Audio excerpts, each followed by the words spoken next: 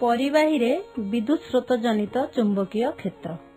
तुमे देखिछ जे परिवाही रे विद्युत स्रोत प्रवाहित हेले ता चारिपटे चुंबकीय क्षेत्र सृष्टि हुए। एई चुंबकीय क्षेत्रर दिग जानिया पई निम्न परीक्षाटी कर। खंडिए लंबा और सड़ख तंबा तार दुईटी बा तीनोटी 1.5 वोल्ट सेल एवं गोटे प्लग की नहीं पंक्ति रे संजोग कर।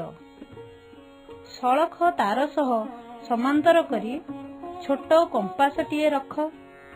प्लग की को बंद करी परिपथ रे विद्युत प्रवाह कराओ।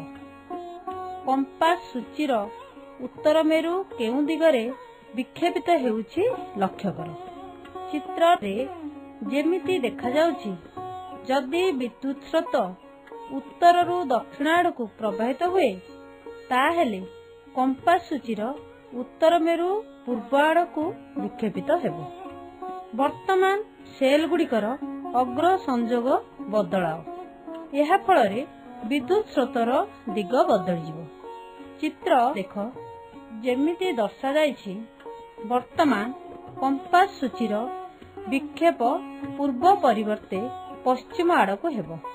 अतएव विद्युत स्रोतर दिग जदि विपरीत हुए तेबे कंपास सूचीर विक्षेपर दिग विपरीत हेबो, अर्थात चुंबकीय क्षेत्रर दिग विपरीत हेबो।